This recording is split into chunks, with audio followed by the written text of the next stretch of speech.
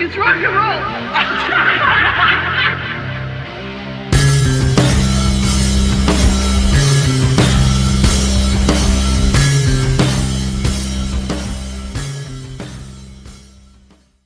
Welcome to the Look It's Rock and Roll podcast. I'm your host Julian Gill. Today we've got Lonnie, St. Louis Kiss over on the KissFAQ board. What's up? And 69th Blizzard Ken. Hello. And today we're going to do something different with our kind of roundtable panel ranking, voting, discussion, topic type things. We're going to do a best of. So we have decided that we're going to, pick our 15 or so favorite songs from this particular artist through a specific range of albums, because it's not the whole catalog, thankfully. And it was Ken's pick, and he'll explain why, and why he kept it to those albums for us. And then we throw them in the blender. Julian does his Julian math, and then decides what everyone really liked. Then we come up with common picks. We did a tiebreaker a short while ago to get the last few picks in, and we've come up with the Look It's Rock and Roll podcast best of.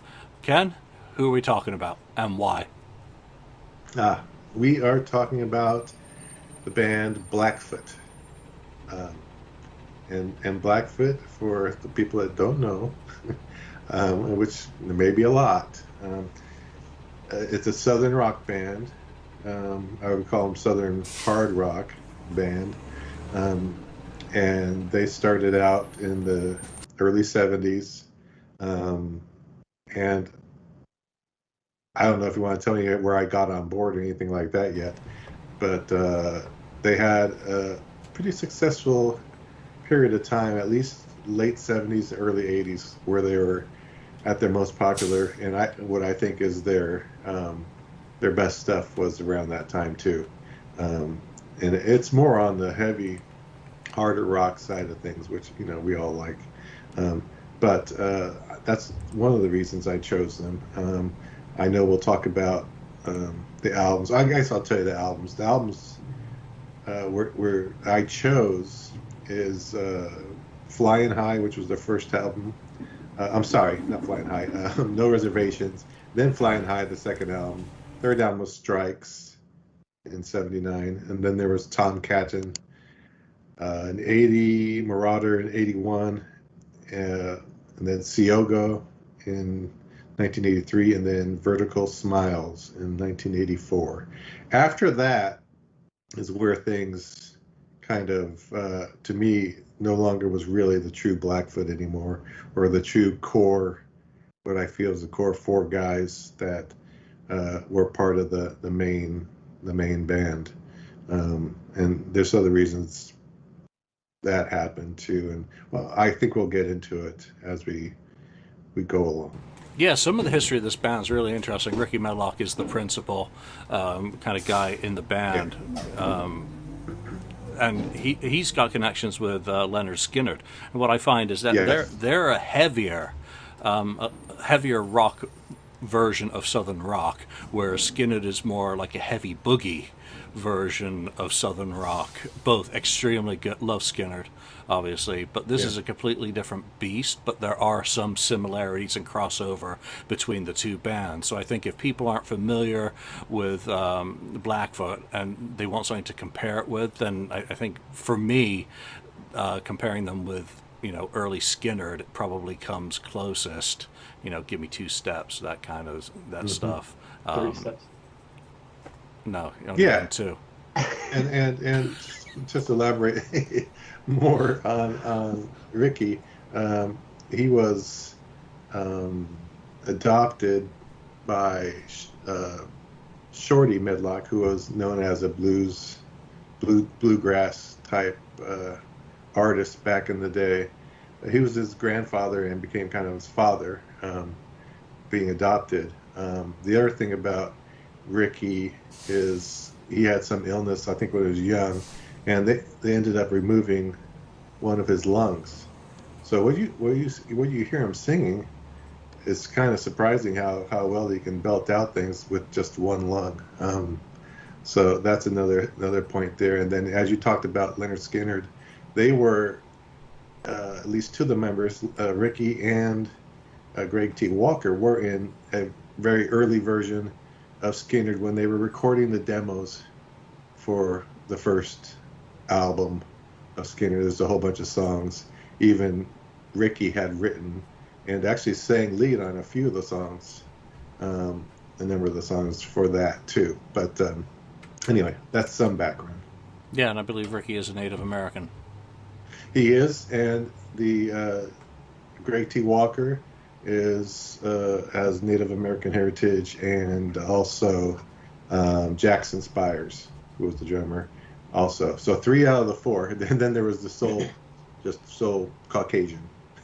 Yeah, and But that's something that I yeah, always found interesting about this band. What limited amount that I did know about Blackfoot back in the 80s as a non American was whether a Native American rocker was going to have a different perspective on things than all the kind of yeah, Anglo, stuff that had come from the blues in Europe, the Rolling Stones, the Yardbirds, and all that. So, interesting. Let's talk about, first interactions with Blackfoot. Lonnie, what about you? Where's your entry point, and is it very recent? Well, I knew of Blackfoot, and and it's to a credit, and I usually talk about it on these shows. It's to credit of KC95 in St. Louis that I knew of Blackfoot. They play, train, very very regularly. I mean, I've known that song for as long as I can remember. Um, and they play, and on Sunday mornings they play a KC Classic show, where they play classic artists from like 8 a.m. until noon. And they, a lot of times I'll have that on or have it on in the car, things like that. And I'm well aware of Blackfoot because of KC95. But as far as my entry point, really diving into the catalog, I'd have to say it was in the last couple of weeks. So, um, but it's been interesting, and that's the point of these shows, is to get us to talk about and listen to things that we don't always listen to, and then talk about them to the viewers slash listeners. Yeah, that is absolutely the whole point of these shows. Sometimes it's nice to base one about an album that some of us have loved for decades, to share, with the audience. Sometimes it's great to get one of us to pick something outside the wheelhouse for the rest of us so that we do get to experience it. Me, it's a couple of years ago, Ken, that you were talking about Blackfoot. And obviously, with me doing the Def Leppard book and them touring with Def Leppard in right, '81, right. I had a bit of familiarity with them because all those ads, they were heavily promoted in the early '80s in British trade magazines. Hmm. So I had never really checked out the catalog until a couple of years ago, and you gave me a couple of albums to go get, and I did. And they were obviously the Def Leppard era albums, Tom Canton and Marauder. Hmm. So, those I had heard quite a few times, but I hadn't dug into the catalog. I didn't know much about them. Now, after a couple of weeks or a couple of months of listening to those first five albums or six albums, whichever it is, some of the songs do sound familiar from what I've heard on the radio. Train, obviously being pretty duh. You've heard that before. But what Right. was your entry point, Ken? What got you into the band? And then we'll get into talking about what we've determined to be the best of Blackfoot. Yeah, well, my entry point was, and you talk about Train. That was it. I can still remember when I first heard it. It was just kind of weird, but I remember first hearing it. We were at you have your local swimming pool in your neighborhood area or whatever, and we used to go down there and bring the boom box and turn on the radio, to the rockiest, rock station, and we'd be around the pool. We were playing frisbee or whatever, and then I heard this song come on, and it started, with this weird beginning, kind of in the harmonica, electric harmonica and stuff, and then it just, kicked in. I was like, well, wow, hey, this is pretty darn good, and listened to the whole song, and I immediately I made a mental, note that, okay, if they tell me who this artist is, because lots of times they didn't tell you, sometimes they just played it and the DJ wouldn't tell you. And they actually said Blackfoot, and I said, okay. So next time I went to the record store, I picked it up, found the album, and picked it up, and so that was my entry point, and that was the Strikes album that came out in '79, and then that's where they got their first hit or a couple hits. So that was my entry point. Now, that's the only album cover that I remember from before becoming familiar with them through the Def Leppard research and all those early magazines. Yeah. Very distinctive cover, that. All right, let's get into our discussion on the best of. So, as I mentioned, everyone picked 15 songs, and then we correlated them and everything. So 15 made our best of collection, 15 don't. So I'm going to tell you the ones that only got one vote. One person picked each one of these songs. It's still a pretty good list. That'll make a nice playlist, so I'll probably make one of those on Spotify afterwards. So not making the cut: Big Wheels, Dancing Man, Driving Fool, Dry County, Every Man Should Know. Dry County, that sounds like a Bon Jovi song. It is. Get It On, Gimme Gimme Gimme, Indian World, Mother, which is a Danzig song, Railroad Man, Rattlesnake Rock and Roller. Some good titles. Stranger on the Road, Summer Days, Teenage Idol, which I'm particularly bummed didn't make the cut, and We're Going Down. So those are our rejects. You said Gimme Gimme Gimme, and it's on our... Oh, no, it's not. It didn't make it. Okay. It was on the tiebreaker list. It was on the tiebreaker. Yeah, I should have. Yeah. So what is interesting about, obviously with three of us coming in from different perspectives on this is between the three lists, there were only 4 songs that each of us, we all picked. 4 unanimous picks, 5 because one's a tiebreaker. So from our original list, only 4. So let's get into this. And these are just going to go from, most of them only have 2 votes, which is enough to make the best of, and again, only 5 have unanimous consent. So let's get started with Born to Rock and Roll, which comes off. You 2 picked. Oh, that's off of their first album. That's off No Reservations from 1975. Lonnie, what were your thoughts on that one? Say it one. I'm sorry. Say it one more time. Born to Rock and Roll. Oh, that's a good song. It's on my list.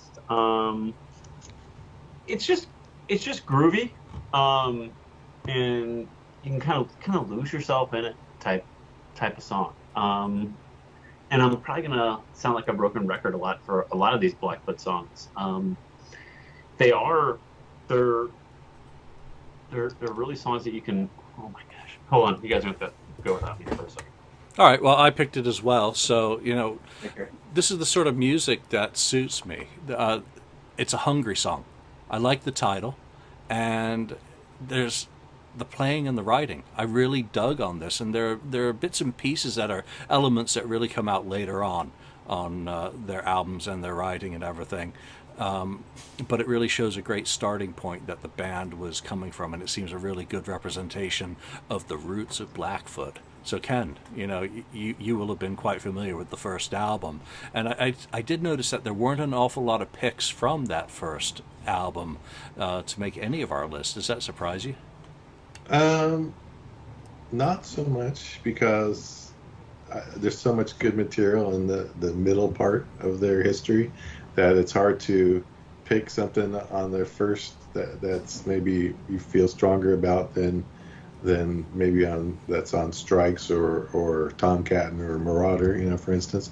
So, but that song is one of the better songs on definitely on the first album, and obviously I think you two, you and Lonnie picked that one, and it was close to being on mine. I had a couple other ones picked from the first album. I almost, we were almost going to do a 10-song thing, and I would have lost out on some of the, early album stuff being picked. So it was good that you guys picked that one, because that's one of the better songs on that album, and it's a good straight ahead rock and rolling song. So it's a good one, good pick. Yeah, it also surprises me that we don't have any songs representing Flying High, the second album, either. That was all single votes for songs. So they're on the cutting room floor, which seems a little bit surprising. I mean, Yeah. that's a very distinctive album cover. I remember that one as well, actually. What are your thoughts on that not making it? Yeah, well, the second album, yeah, Flying High, the album cover, there's the one right there. The promo of it. Promo. Yeah, promo copy. Yeah, I have a bunch of promo copies. But yeah, I mean, I think it could be one of the weaker of the early albums. It's a lot of solid rock and roll on it. I actually picked one song from it. Obviously, it didn't make the list, but which is actually the mellowest song probably in their whole career. I picked on that one, which is it was called Mother, but it didn't make the list. But yeah, it's a good album, but it doesn't surprise me so much because there's so much better material coming up a little bit later. Yeah, I'm a bit disappointed because two of my picks actually came off this album, "Stranger on the Road," because I really liked the Who-ish beginning to that, and how Oh, yeah. the vocal and the guitar follow each other. So that's kind of unusual to have that melodic. But the pianos, they had a nice, tasty guitar figure, and I just think the drums don't sound good on that album. They, I think you're right. they're a bit That's wet one of the things. cardboardish and needed a bit more And he's a punch. good I mean, Jackson's a great drummer. If Yeah, you, it's on the production, not the drummer. The drum performance is fine, exactly. It's the but yeah. the sound is the Yeah, sound of it's the the drums sound. or the Exactly. miking Production. or whatever is Yeah. not right. And I also picked Dancing Man from that because that's just great old '70s boogie rock to me, Yeah. and the vocal attitude, which now you've said that Ricky only has one lung, but that's also a very Skinnerdish song, I think. Yeah. My That's initial probably impression off that was I want to album. play. Yeah, I want to figure out how to play that one on guitar because that immediately jumps out. I hope. And we talked about when with Born to Rock and Roll, they had that lead in bass line right at the beginning for that song, which is very cool. So I'll have to take your word for it because as you're going to find from Lonnie and me, we just don't have the decades of we don't have it all familiarity with this memorized. catalog. This is mostly you I- today. So, did you have any other thoughts on Born to Rock and Roll, Lonnie? Not necessarily. Good driving tune. I enjoyed it. Excellent. Let's move into the second one, and this one's actually pretty obvious, but again, only two of us voted for it, and that was Diary of a Working Man, which, Ken, that's you and me, so why don't you give us your thoughts, Ken? Yeah, this is probably one of my favorite Blackfoot songs. Just a great, a great, cool song where it starts off really kind of mellowish and guitar, and it's just telling the story and stuff about working man and so on, and about the trouble and so on. But it kind of builds as you go along the song, and then it hits this midsection where it's just heavy duty riffing rocking, which is so cool and easy to get into, um, and then it brings it down again back towards the end of the song, and then it kind of finishes. But it's such a cool song. It's kind of one of their more unique songs, a little bit different than some of the other things that they've done. But I just love that song. It's just a great song. Now, I had this pegged as Blackfoot's Freebird because of how it builds It's and kind of how it's constructed. Blackbird's Reef Freebird is another song that we'll be talking about to me. So Yeah, you'll see. and it surprises me that this comes so late in the catalog. This is from Marauder. So, Yes. I mean, I describe it as their Freebird because Okay. that's just where my fair perspective enough. sits. But I Okay. love the structure, the build, the instrumentation, the vocal, the arrangement, and the story. So all of the elements that make the song, I really dig. But it also hits emotionally because it tells a story that kind of resonates. I think anyone who works feels a little bit of working man at times, and some of the things that come with that. So it's baked just right. Lonnie, any thoughts on that song? It's a good song. Didn't make my list, but no, but I can see why you guys picked it. It's a good song. All right, let's move on then into Highway Song, which who had that? two of us. Yeah, you and Lonnie. Lonnie, start us on Lonnie. Highway Song. Highways. I love driving music. Like just songs that like Freebird's a great driving song, obviously. And Highway Song, well, it's not Freebird, it's just one of those songs, and like the title obviously has it in there. But it's it's just a song you just put your hand on the steering wheel and just kind of go to. I enjoyed it. I don't have a whole lot to say because I don't have an extensive history of Blackfoot, and like I said, this week is mostly you, Ken. So why don't you tell me why you picked it, Ken? Well, I mean, the Highway Song is another kind of one of the first hits with Train off of Strikes, and the thing about that one, it ends the album. It's the last song on Strikes, but it starts like Freebird. It starts off mellow and kind of goes along, and then it builds, and then it kicks in and gets to basically a long kind of rocking guitar solo by the end, which it just keeps going. They're just jamming guitar solo, and that's the same thing as Freebird, the same type of thing. It's the same kind of build of a song as Freebird. So that's why I always thought that this was Blackfoot's attempt to do their own kind of Freebird song. But yeah, they have a few songs like that where they're jamming at the last part of the song. It's just a jam of wild guitar solos and slide guitar, and it's very tasty stuff though. I mean, it's not just going all over the place. It's actually pretty well done soloing. Yeah, so I didn't pick this one, and what I've noticed there were obviously 5 songs I didn't pick at all. 4 of them are from Strikes.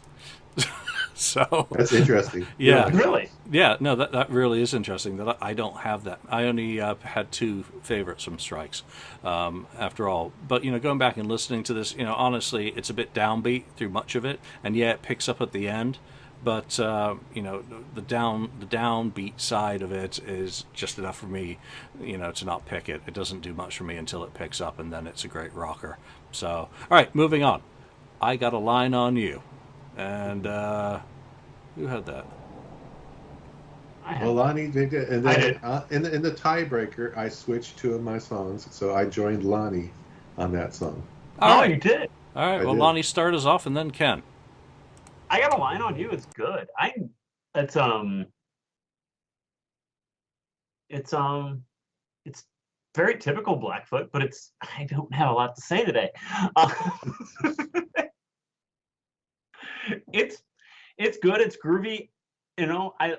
I like it. It's one song I was halfway familiar with. Starting to explore the catalog too. So that being said, it stuck out to me. It was hard not to pick it because I was familiar with it going into this exercise. All right, well, I'll add a little bit to what Thank you. you've just said Please. because you said groovy, and that was something that made me not pick it. But I guess Huh? I could have because it's kind of like Kiss and I Was Made for Loving You. This is like a club song. This you can with the hand clapping, and the howling. You could almost feel it in a club with hand claps and hip shaking, and it's just it's like disco Blackfoot in a way, or 79 clubbing. Well, Blackfoot go clubbing. Yeah. All right, Ken. Yeah. All right, so this song is one of the 2 songs that, when they got their contract for Strikes on the Atco label, they just signed there. One of the things that the record company wanted them to do is do 2 covers, and this is one of the covers. Um, uh, and I Got a Line on You was I think released a little early 70s from, I can't remember the band, but it was a semi-hit maybe back then. But Blackfoot, I tell you, I think a lot of people have done the song too, by the way, but Blackfoot has the best version of it of all. I mean, they turned it into one of their own songs, and let me take you down to the river bend and all that stuff, and Ricky Medlock's vocals where he goes high vocals to like in a falsetto voice and so on. Just really great, catchy song. So when I first got Strikes, this is one of the songs that were probably my favorite when I first got it. And then I moved on to, after listening to some other songs on the album, that some other songs became favorites too. But this is one of those songs that are very catchy, and they made it their own. It's a great rendition of that song. All right, so this it was Spirit, by the way, who originally Spirit. There you go. recorded Okay. that. All right, next up is a one that only you picked, but it made it through on the tiebreak, and it's Left Turn on a Red Light. So start us off on that, Ken. Yeah, Left Turn on the Red Light is another one from Strikes, which is a a one you didn't pick. But Lonnie, I think, jumped on board. I jumped on board one. the tiebreaker. Yeah, that's just a real cool Southern song. Kind of laid back.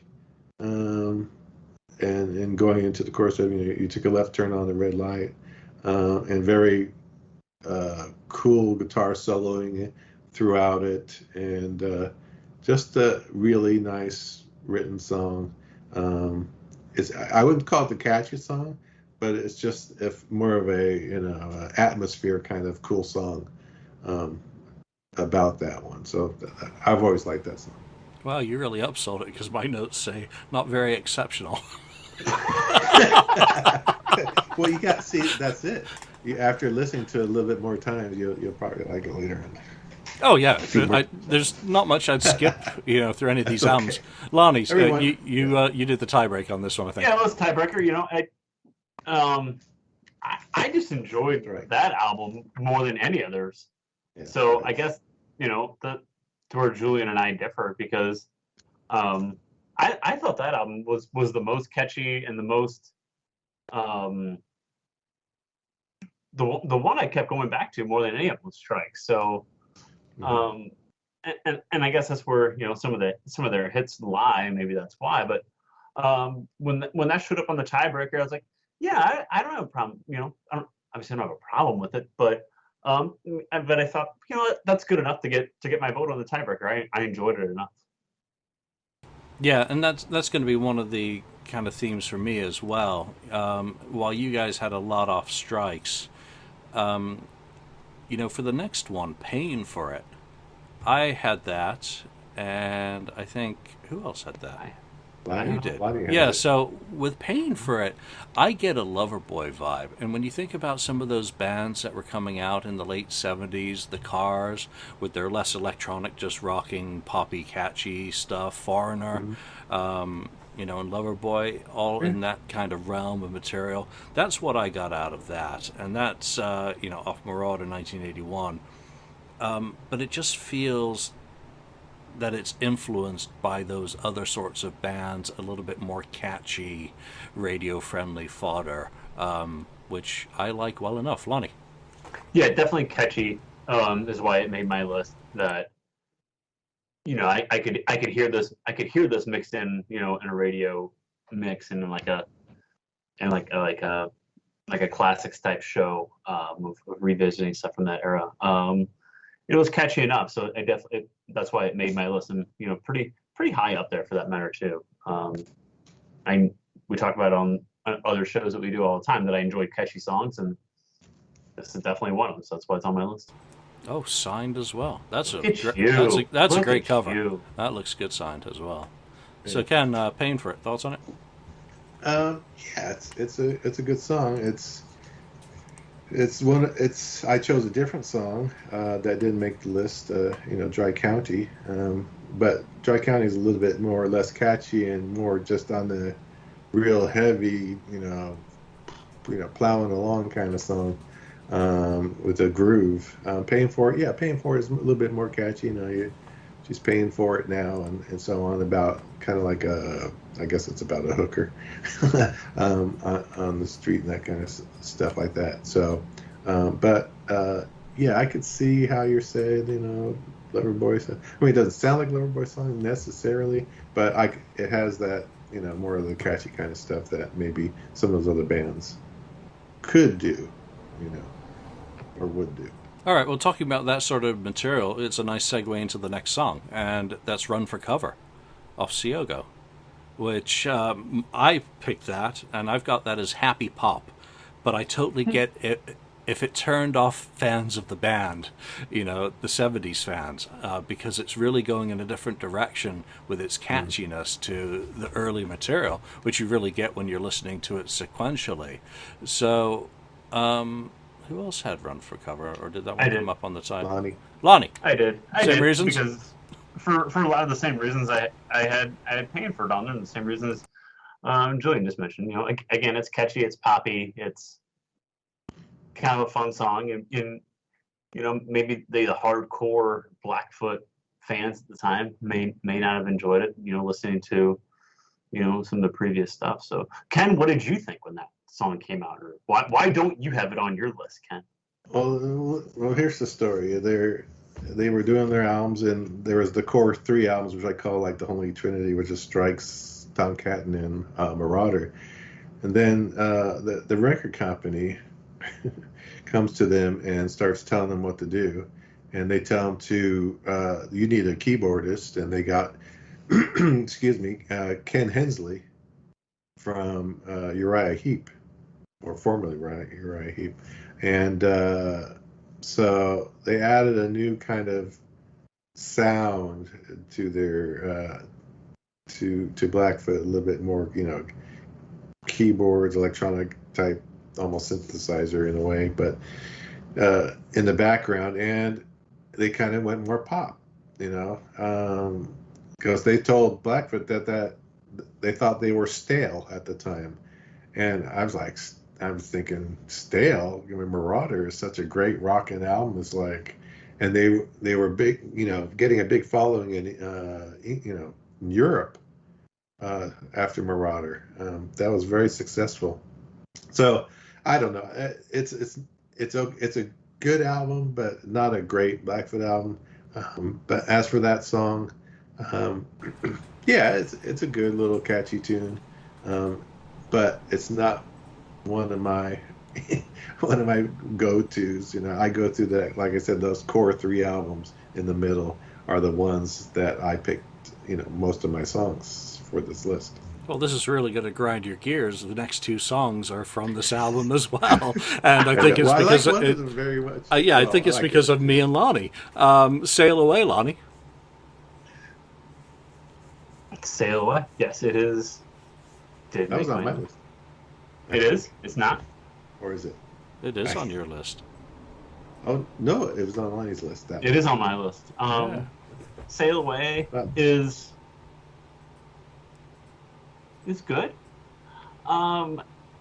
Again, it's for the reasons of some of the other songs on my list. It's just more, it stuck with me more than some of the others, and I guess because it is catchy, and again, the hardcore Blackfoot fans may not have liked it at the time. So, and I think as Kiss fans, we'll probably get criticized that we criticize Kiss about trying to cross over into AOR. So, like, going from Dynasty to Unmasked is what I get from this album. Except for Sail Away, for that pop stuff and the keyboards coming in, there's still something about the guitars on this song for me. The phrasing, the tone of the guitars, I love. But the vocals and the keyboards, there's a lot in this song. So, yeah, we get criticized for becoming radio friendly, but when another band does it, it's perfectly okay, right? Exactly right. Well, that song, I almost made my list, because that's one of my favorite ones off of that album, off of Siogo. So, and it has a very catchy chorus on it, and it kind of does a build on it too. They keep playing the same thing over, but kind of sail away and then sail away, and it kind of builds. Just a nice chorus, and like you said, Julian, the guitars are really, the tone of them is very cool. It's very well produced, at least this album for sure.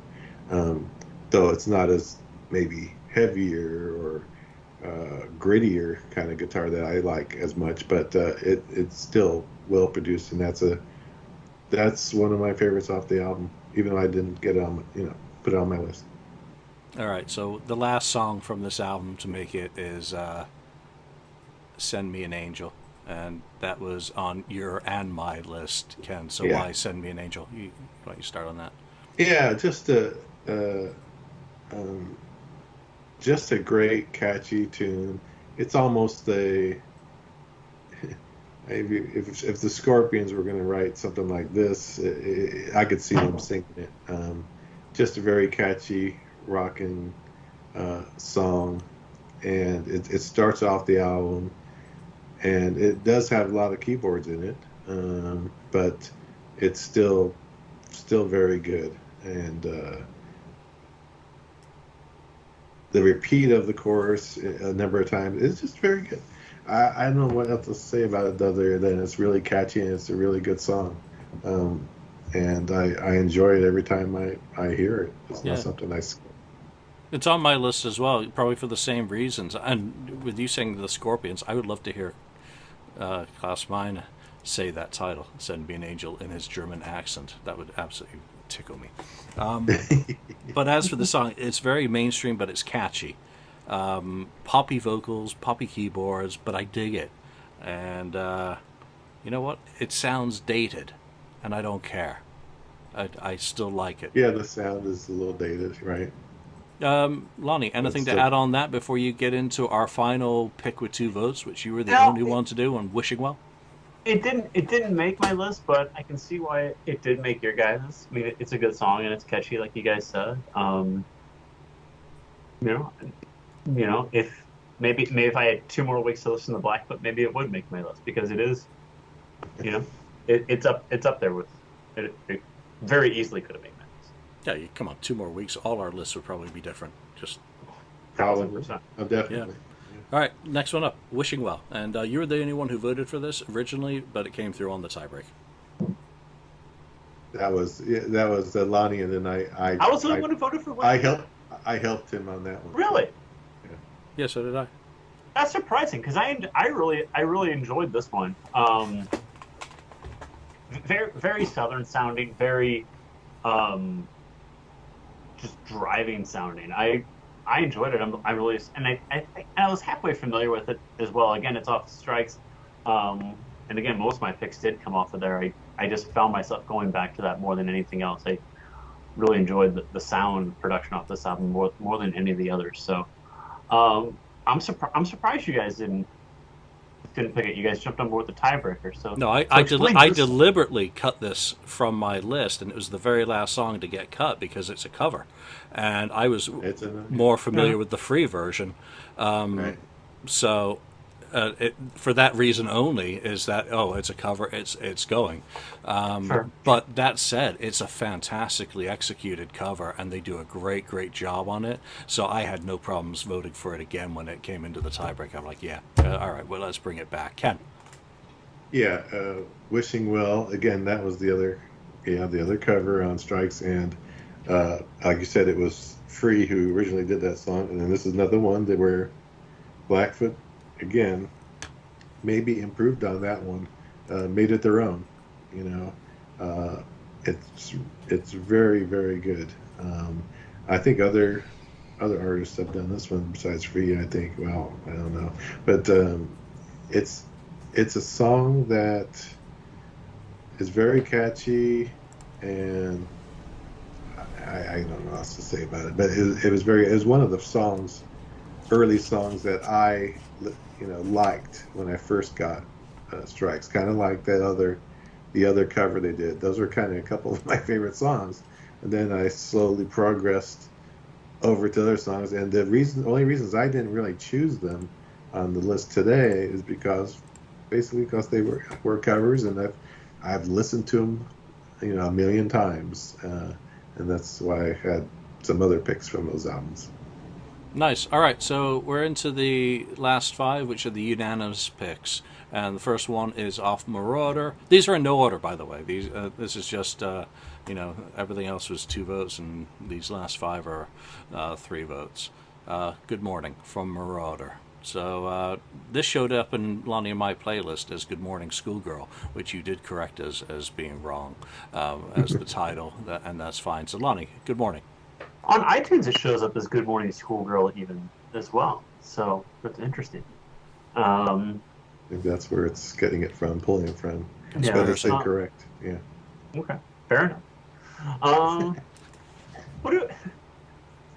But it's good. I liked it. It was like, it's the lead off song off of is it the lead off song? Moronic, Is it? Yeah. Yeah. I thought it was, it was good. It was a good way to start the album. Kind of hooked you in, like a lead off song should.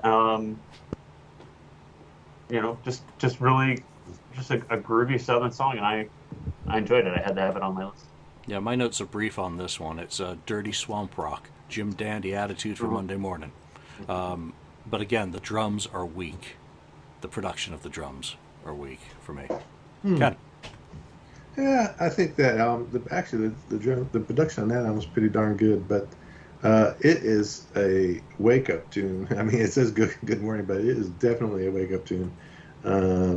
It just kicks in and rocks fast paced. And the thing about this song is, I had, before the album came out, the single for the album was it Fly Away? I think. Fly Away was the actual single, which is kind of a simple, catchy kind of tune.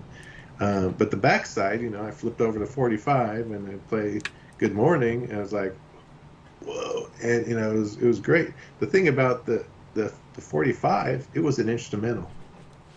It was without the vocals. It had a lead in to it, and this is actually like a 12-inch single and the lead in was like a DJ kind of thing, telling you to wake up and blah blah blah, and then it kicks into the song, and I loved the instrumental. I thought it was great. So when I got the album, like a couple, weeks later, when the album finally came out, I put it on, and it's Good Morning, and it has vocals. I'm like, what? I was kind of like, holy cow. But it was still great. Both versions are really great. And this is probably one of my favorite all-time Blackfoot songs. Really. And I'm happy that you guys chose it, because it is a really good rockin' song. And it has that one part in it where it goes dun dun dun dun dun dun dun dun, and then it does this, like, the guitar does some kind of like a rooster call kind of sound, does this little thing, and it makes you think, oh, okay, that was a little trick thing they did to make it seem like good morning, and you're going to be woken up by the rooster. So just a great straight ahead rockin' fast paced song. All right, Lonnie. I agree. I concur with the answer the gentleman gave. Like at one time, I listen to these songs like you listen to that Velvet Revolver album. Not a whole lot of not as much preparation as I should have. And it's fair enough. Through. All right, let's move on then into Road Fever. All three of us picked that one, and I've got great guitars, great opening track from Strikes, another one from Strikes, and I love the change-ups in the chorus. And this one makes me think more about the various elements combined. A really good song, actually. Just a great rockin' track, and just like Good Morning's a great opener off Marauder, this is the same on Strikes for me. Ken? Yeah, another great lead-off song. Just the way the guitars and the drum kicks off. I think you'll probably say the drums were pretty well produced on this song, on this album, at least on this song. And it kicks off, and it's about, road fever, being on the road kind of thing. Straight ahead rocker, pretty catchy. It's not a hit single type thing, but it's just a great rockin' tune, and has a cool groove, to the music and to the sound of the song. So it's a good one. That's why we picked it. Three of us. Lonnie? It is a good song. It's good. It's a good lead off to Strikes, and that's why I picked it, because, like I said, I kept finding myself going back there, and it just sets the tone for that album, so I had to put it on there. Yeah, so this next one is yet another. Oh no, this one's from Marauder, and this one got through on a tiebreak where both Lonnie and I came over to Ken's way of thinking, Searching, which for me is just pure AOR fodder. This is crossover, and it sounds like another band that I can't put my finger on their name. And they had a lot of that kind of stuff in the era, so maybe a little bit like some of my comments earlier about Loverboy and whatnot. That's all I've got from it. It makes me think of another band, but I can't remember who. And so it wasn't anywhere near my list. Lonnie, you voted for it as well. I did vote for it, didn't I? I just thought it was decent. It's a good song. It was tiebreaker worthy. It was tiebreaker worthy. Ken, why did you? Let's hear it. But yeah, it's another, and what Blackfoot has done on a few of their albums is the last song is kind of this jam song, goes into this kind of jam. This is one of them, like Highway Song. Searching's kind of in that similar vein, where it's mellower, but searching for something you cannot find, searching, and so on. Just very catchy, and I can see it's a more almost AOR type of tune on the album. One of the mellower, I wouldn't say mellow, but more of the less rocking tunes. But then it ends with again, your guitar soloing battle going on between Ricky Medlock and Charlie Hargett. They're trading off leads and that sort of thing. So it's a very good tune and catchy, and yeah, we all like it, obviously. No, enough for a tiebreaker. Anyway, last two, Train. We kind of talked about that. Lonnie, you've already kind of covered K-She.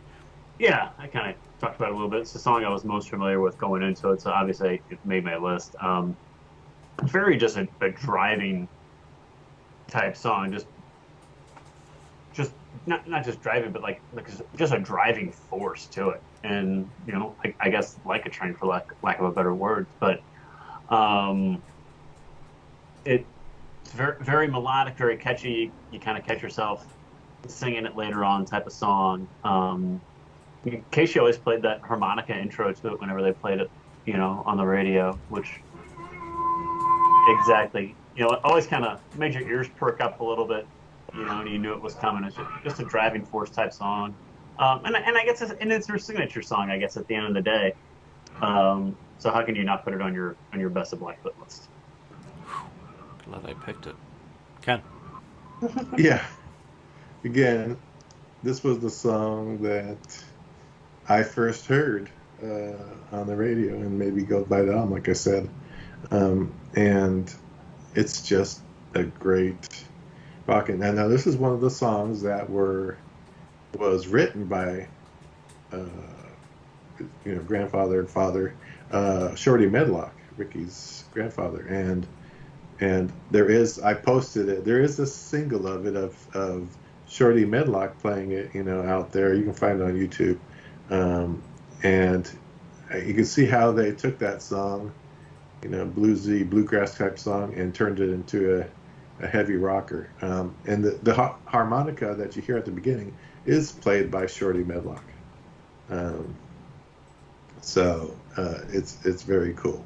And then he's did that on another song. I don't think it's on our list, but he's done it on a couple of tunes where Shorty has played harmonica before a song.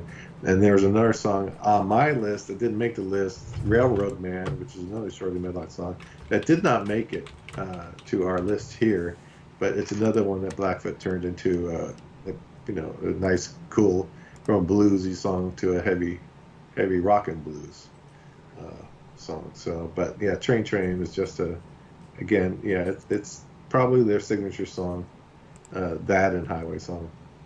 Yeah, and for me, it's just a good time boogie rock song.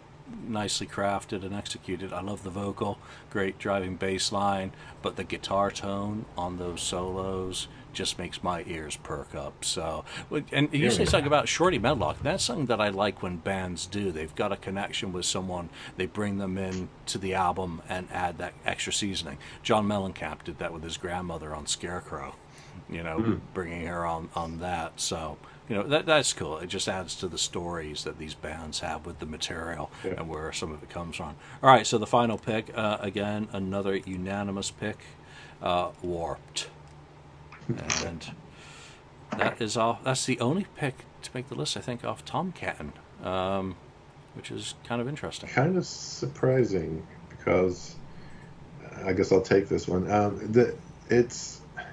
That album is maybe a little bit muddier than the other, couple around it. And Strikes was a little bit cleaner, lighter, and then Tomcat got pretty heavy, but the sound wasn't something. The sound wise production is not the best, but it's still good. And then Marauder was a little bit cleaner, heavy rock. But yeah, Tomcat was a great album, and Warped is another lead-off rocking song. We have a couple here, a few of them that were lead-off songs, and Warped is one of them. Again, kind of like Good Morning, I'm warped and I'm coming to you. It's just builds and just, kind of hits you in the face and has this great, kind of scream laugh or whatever it is that Ricky Medlock does in the middle, and great soloing. One thing about Blackfoot, just the soloing guitars on a lot of their solos are so good. I mean, you can hear them wail sometimes, the way they make them, pulling the strings, and also a lot of slide guitar, which I love to hear on songs. So there's not enough of slide guitar around in rock and roll as far as I'm concerned. It's really good, but yeah, great straight ahead rocker to kick off that album. Yeah, a lot of their opening tracks off their albums made our list.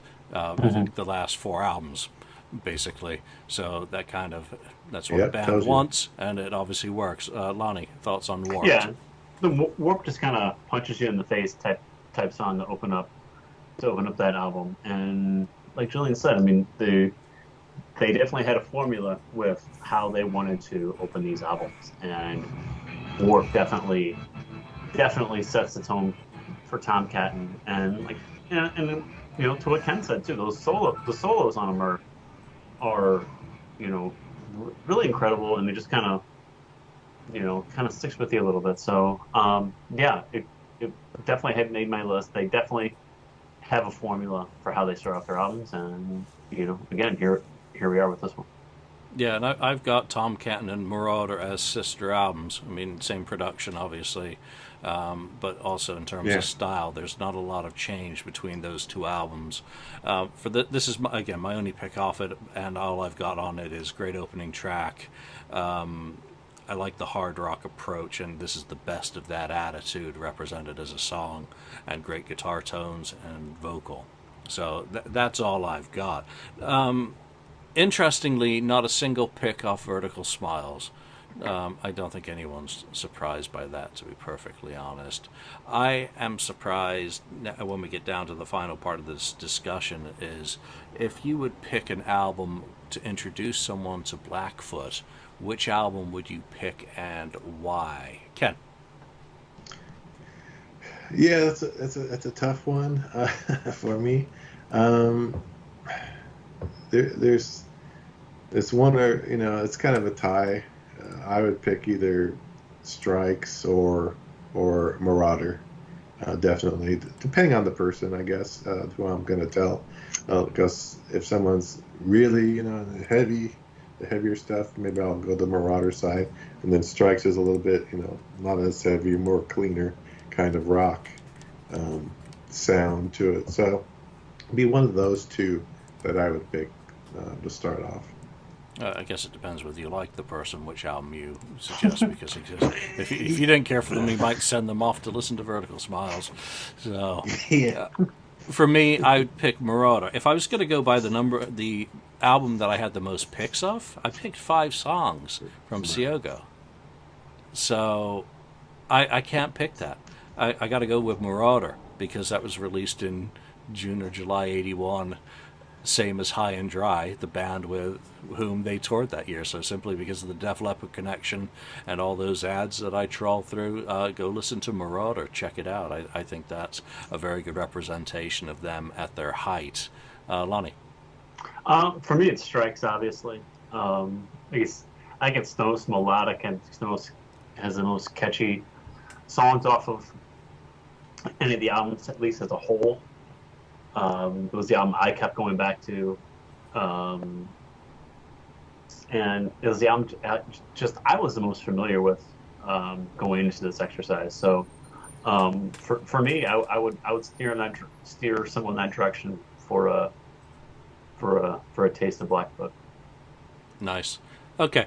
That is our best of Blackfoot. I'll just read the list off quickly. Born to Rock and Roll, Diary of a Working Man, Highway Song, I Got a Line on You, Turn Left on a Red Light, Paying for It, Run for Cover, Sail Away, Send Me an Angel, Wishing Well, Good Morning, Schoolgirl, Good Morning. Schoolgirl. Road Fever, Searching, Train, and Warped. I'll put this playlist together for the songs that are available on Spotify for you to check out. The first album, sadly, is not up there. A different record label than the Atco and Epic, I think, for the middle part of the catalog. But Lonnie, you said something in one of your descriptions that has picked our next topic. And it is, I think we are going to do a panel's best of Judas Priest, since you said heavy duty, and I did say and I've been listening to quite a bit of Priest of late, all their live albums. I think we should do that. We'll do the same format for that band, and hopefully one of the other participants is able to join us for that discussion, making it a 4-way, and we'll try and go faster on each one of the entries. And I know I'm more familiar with that catalog, so I'll be more comfortable about talking about it. Anyway, Ken, I have more to contribute. Yeah, and you know what? That is the whole point. Ken, thank you for picking Blackfoot and introducing to them a couple of years ago. Anyway, again, the whole idea of this is to go and now listen to a band that, if you're not familiar with them, this is what we thought were our favorite songs as of today from them. And maybe you'll like some of them, and maybe some of the ones that didn't make our cut will make yours. So for now, from Ken, from Lonnie, and myself, thanks for joining us, and we will see you next time. Thank you for watching or listening to this episode. Be sure to subscribe to us, like us, or even leave us a review. You can find us and join the conversation on Facebook.